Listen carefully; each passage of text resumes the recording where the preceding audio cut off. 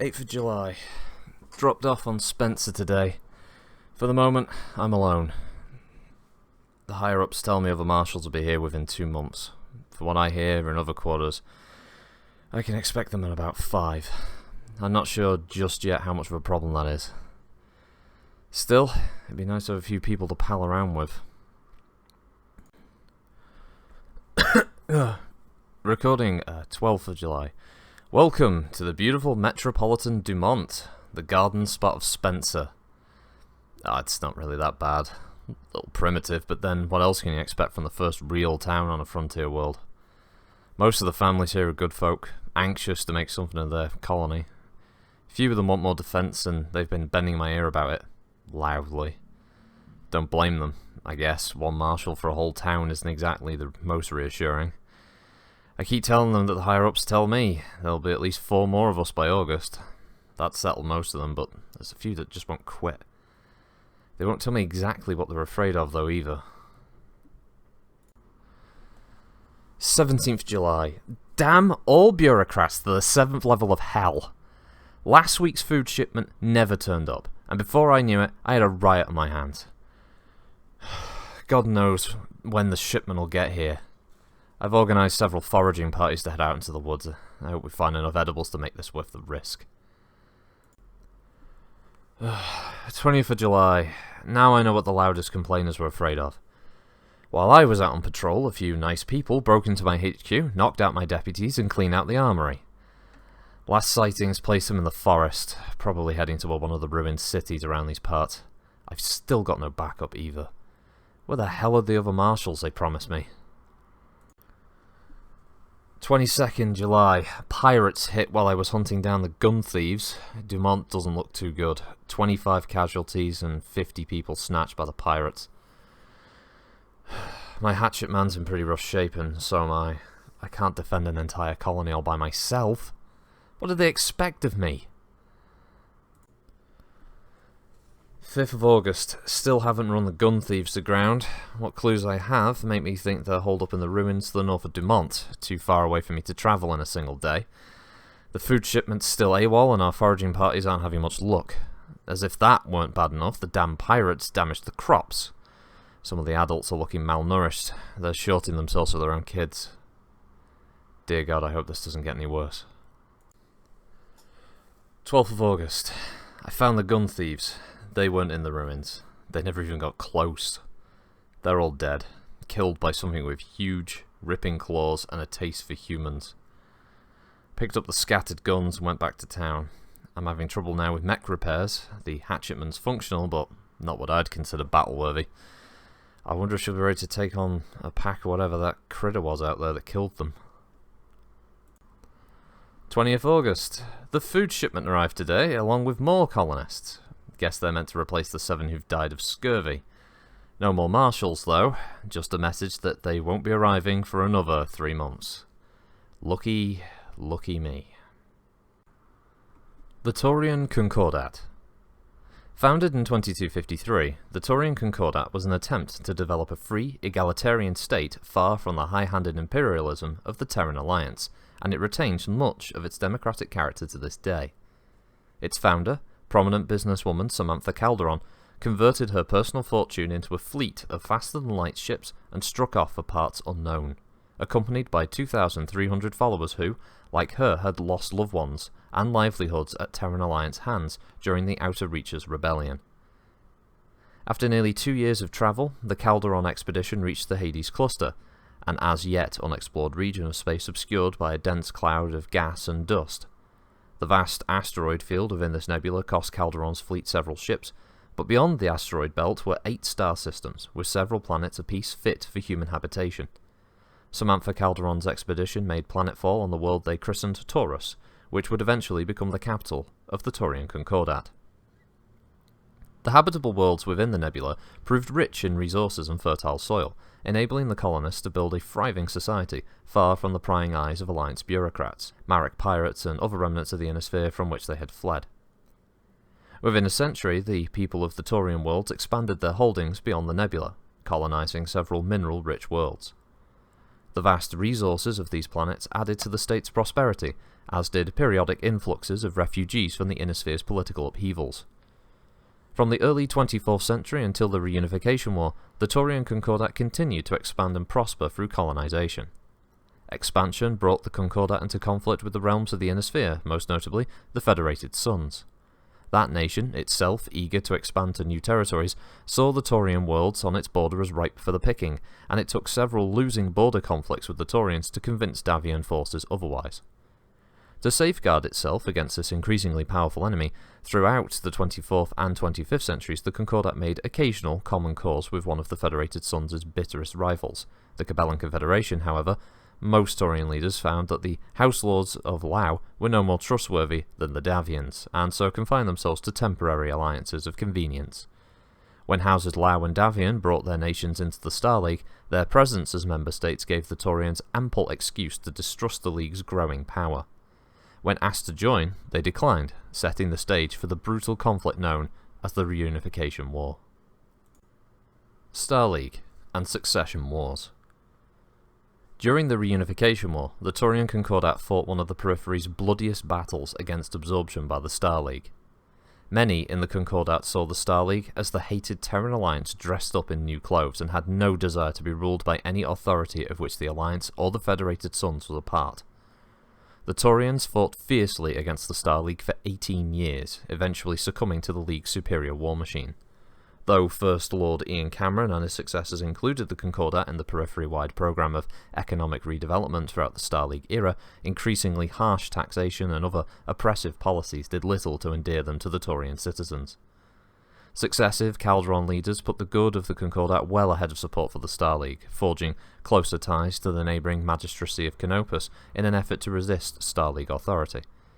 When violent tax protests erupted on the Taurian world of New Vandenberg in 2765, that rebellion helped set off the Amaris civil war that led to the Star League's destruction.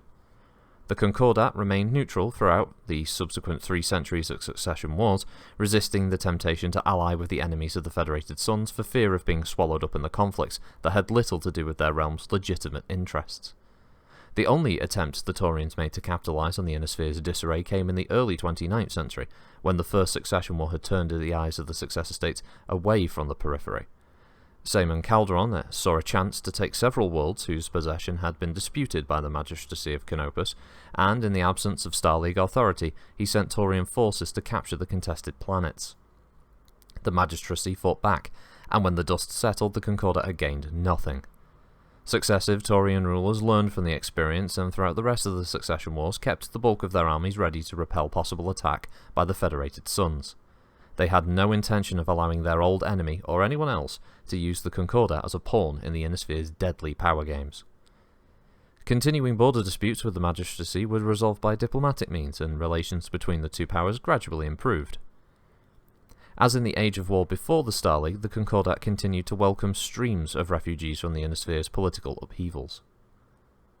Rather than conquering territory, the Concordat continued cautious expansions of its holdings through its favoured method, colonization. Colonization efforts received a considerable boost at the turn of the 31st century with the rise of the Farlookers, a philosophical sect devoted to exploration beyond the boundaries of known space. Hefty tax breaks from Protector Samantha Calderon, as well as increasing sympathy for their views from government officials, enabled the Farlookers to finance the founding of several colonies between 2990 and 3020. Protector Thomas Calderon, who succeeded Zarantha in 3017, rescinded most of the tax breaks at the outset of the Fourth Succession War, citing the need for sharply increased military funding in case of a Davian invasion. The Farlookers and their sympathisers initially accepted Thomas's rationale, expecting to gain their privileges once again when the war ended. The outcome, though, of the Fourth Succession War did little to soothe the Protector's fear of the Davian enemy. The union of the Federated Suns with the Lyran Commonwealth into a single, vast superstate, plus the conquest of nearly half the Cabellan Confederation, tipped Thomas Calderon's fear of the Federated Suns into outright paranoia. Convinced that the Davians intended to invade the Concordat, Thomas kept the Taurian Defence Force in a state of alert and continued to pour money into military coffers. Considerable funding went toward upgrading the TDF's aerospace arm, much of it to pay advisory pilots brought in from the Outworlds Alliance. Though the Taurian people at first backed these policies as the years went by with no sign of a Davian invasion, they began to resent the tax money being paid to foreign experts. Increasing pirate raids on Taurian border worlds added to the problem as Thomas barred the TDF from pursuing the pirates beyond Concordat borders, and the Protector also refused to sanction expeditions to find the raiders, again citing the risk of a federated Commonwealth invasion. Changing of the Guard. The clan invasion did nothing to alter Thomas's conviction that the federated Commonwealth intended to attack his realm. The Protector dismissed Taurian intelligence reports of underdefended Davian border worlds as a ruse intended to make the Concordat let down its guard. As the months passed, Thomas became convinced that the rumours of the clans were an elaborate trick devised by Hansa Davian. He expounded on this theory to anyone who would listen, including the Capellan ambassador to the Concordat. Hoping to persuade Thomas into an eventual alliance with the Capellan Confederation against the federated Commonwealth, Chancellor Romano Lau and her son Sun Tzu sent him frequent messages allegedly proving that the clan invasion was a plot to fool the Concordat. Beginning in 3051, opposition to the Protector's policies found its most eloquent voice in Marshal Hajidoru, commander of the Taurian Guard.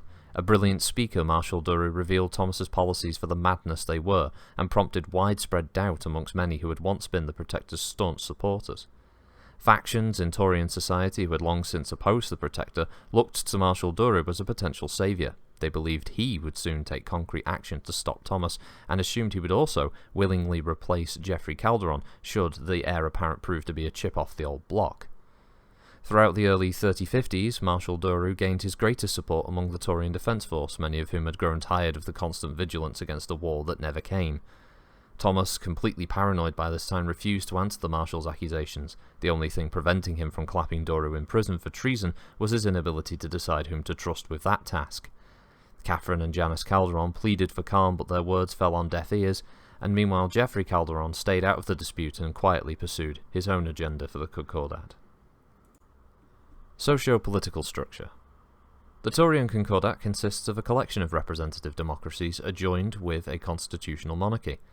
Similar in some ways to the House Davian Federated Sons arrangement, the hereditary protectorship of House Calderon grants local autonomy to the individual member worlds. Charged with promoting the general welfare of the Concordat, the Protector of the Realm maintains supreme control of the Concordat military establishment. Cultural structure. The philosophies of the Concordat's founders had a profound effect on the development of the realm's religious and social precepts. In addition to many important personal liberties, the average Taurian can expect free medical care, old age pensions, and a living allowance, plus guaranteed death benefits paid by the government to surviving family members. Taurian Concordat military. The Taurian Defence Force is among the best trained and most experienced militaries in the Periphery, with fighting skill and unit coordination virtually unmatched by any other Periphery state. Arranged according to the principles of 19th century Napoleonic armies, the battle-met regiments are grouped into Operation Corps. Naval elements are attached directly to corps commanders, with each fleet under and further divided into 2 demi-squadrons each. The Concordat Constabulary, a paramilitary force normally used for internal security purposes, supplements the regular TDF units and can be mobilised in the time of war. Protector Geoffrey Calderon has cut back the military budget since his father's expenditure, redirecting funds away from wasteful expenditures and pouring the savings into increased battle-mech production, a move heartily supported by a variety of heavy industries. In addition to stepping up production, Protector Calderon is making a concerted effort to ensure that Concordat manufacturers gain access to as much recovered technology as possible, buying the information when he can, trading for expertise when feasible, and turning a blind eye to less above-board methods when necessary. Improvements to Taurian military academies have also become a high priority for the TDF. Now considered one of the top mech-warrior training facilities anywhere, the Taurian École Militaire produces highly motivated and skilled officers on a regular basis. Other Taurian training programs, while equally efficient and well respected, are less prestigious and so accept a slightly higher percentage of applicants. All Taurian military academies now accept non-resident students, a strategy that provides yet another source of income for the Concordat. The biggest problem facing the Taurian Defence Force is the Concordat's increased size. The TDF is not yet large enough to protect all the new colonies, and so the Protector and his advisors are solving the problem by hiring reputable mercenary units and increasing production of battle mechs and conventional vehicles.